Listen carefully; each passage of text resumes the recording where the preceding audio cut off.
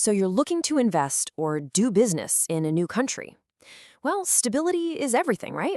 But the headlines can be so misleading. So how do you actually look past all that noise and figure out if a nation is truly on solid ground? Well, in this explainer, we're going to build a diagnostic toolkit to help you spot those hidden fault lines before they crack. On the surface, a country can look like a perfectly arranged line of dominoes. It seems solid, predictable, totally safe, but just beneath that calm surface, hidden weaknesses can be forming deep fault lines. And all it takes is one tiny shock to set off a huge, catastrophic chain reaction. And that leads us to the big question, doesn't it? How can a country that looks perfectly fine one day suddenly find itself spiraling into a deep economic or political crisis the next? What are the warning signs that we're all missing? Well, to get to the real story, you have to go way beyond the surface level stuff. We need to analyze what the source material here calls a nation's 5 fundamental balances. The best way to think about these? They're like a country's vital signs. So what are these vital signs exactly? Come on, let's put on our country doctor hats for a minute and check the pulse of a nation. Okay, here's our roadmap for this whole diagnosis. We're going to examine 5 key areas: fiscal, monetary, external, power, and social balances. Each one of these tells a critical part of the story, and it's only when you put them all together that you get a full picture of a nation's true stability. Let's start in the economic engine room. These first 3 balances, all about money, trade, and debt, they really form the foundation of a country's short-term health and its ability to weather any storms that come its way. First up is the fiscal balance. This is basically the government's budget. It's that delicate equilibrium between what a government brings in through taxes and what it spends on, well, everything, from roads and bridges to public salaries. And this slide just lays out the choices a government faces so perfectly. If you have a surplus, shown here on the left, you've got some pretty good options. You can pay down public debt, cut taxes, or maybe save for a rainy day. But if you have a deficit, on the right, the choices get a whole lot tougher. The government is pretty much forced to borrow more money, raise taxes, or in the absolute worst-case scenario, just stop paying its bills. So what's the magic number to watch for here? Well, for an emerging economy, a fiscal deficit that starts to creep over 2% of its GDP, that is a major, major warning sign. That's the point where international investors start getting really nervous, wondering if a country can pay its debts, and they might just start pulling their money out.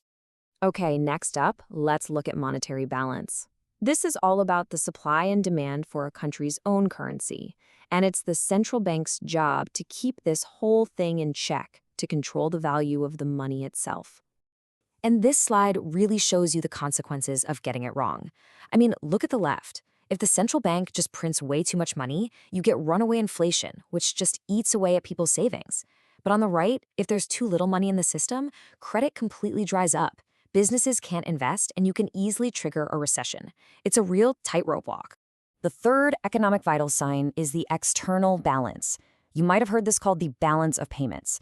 This is what tracks the flow of foreign money, and we're talking primarily US dollars here, moving in and out of the country for things like trade and investment. Getting this one wrong can be incredibly damaging. If a country needs more dollars than it's bringing in, maybe to pay for imports or foreign debt, its own currency is going to get weaker, and that causes inflation. But on the flip side, as you see on the left, a huge flood of dollars coming in can actually make the local currency too strong, and that can kill the competitiveness of its exports on the world market. And yup, you guessed it, here's another critical number: a current account deficit, which just means a country is spending more on foreign trade than it's earning. That goes over 3% of GDP. That's a flashing red light for investors. It basically screams that the country is living beyond its means and is depending on foreign money to fill the gap. All right, so we've covered the economic core, but honestly, money is only half the story. Now we're going to turn to the socio-political foundations, the stuff that truly determines a country's long-term resilience. This brings us to the power balance. Now, this isn't just about who's in charge. It's about how power is spread out among all the different groups in a society.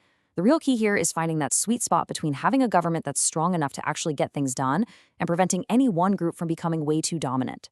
A stable country somehow manages to balance these 4 elements you see here. You need effective institutions and the rule of law. You need a political system that can represent different interests. And, this is so important, what's shown at the bottom, legitimacy. And finally, we have the social balance. And this might just be the most fundamental one of all. It's the simple relationship between what an average family earns and what it costs them to live a decent life. To afford food, housing, healthcare, all the basics. Now, when this balance breaks down, you start to see these really dangerous red flags emerge. Indigence and poverty, those are obvious signs of distress. But the source highlights this one particularly explosive combination it calls the twin demons. That's when you have high unemployment hitting at the exact same time that real wages are falling. That is a proven recipe for social unrest. Okay, so now we see all 5 pieces of the puzzle. But the real danger isn't just a problem in one of these areas. No, it's how they are all interconnected. A crack in one balance can spread so fast and bring the entire structure down. This slide shows 2 really powerful feedback loops. On the left, you have twin surpluses. That's when a government is saving money and the country is earning more foreign currency than it spends. That creates a virtuous cycle of stability. But on the right, oh boy, you have the dreaded twin deficits. This is a vicious cycle where government debt is soaring while the country is just bleeding foreign reserves. This is a classic path to a crisis. And this is that domino effect in action. See, a fiscal deficit forces the government to borrow from other countries, which makes the external deficit even worse. Then, as confidence collapses, investment dries up, people lose their jobs, the social balance cracks, and before you know it, you've got a full-blown political and economic crisis on your hands. This brings us to this key concept of vulnerability. A country can look totally balanced on the surface, but be incredibly fragile, kind of like a house of cards. Everything seems fine until some sudden shock hits, like a global financial crisis that causes a sudden stop in foreign investment. That's the one little push that can bring the whole thing crashing down. So, how do we pull all this together and actually make a final diagnosis? How do we apply this framework to see the complete picture? Well, here is your practical cheat sheet. For each of our 5 balances, this is the one key indicator you really need to watch. From the debt to GDP ratio for fiscal health, to the inflation rate, to government legitimacy, and the unemployment rate. Think of this as your dashboard for assessing a nation's true stability. There's that famous political slogan from the 90s that says, when it comes to a country's fate, all that really matters is the economy. And, after looking at those first 3 balances, you can totally see why that's such a powerful idea. But as we've seen today, that's not the whole story, is it? A country can have a fantastic economy, but if its power structures are seen as illegitimate or its social fabric is tearing apart at the seams, it is fundamentally unstable. True sustainable stability is a complex interplay of all 5 of these balances. And for anyone looking to invest their time or their money, that is the crucial takeaway.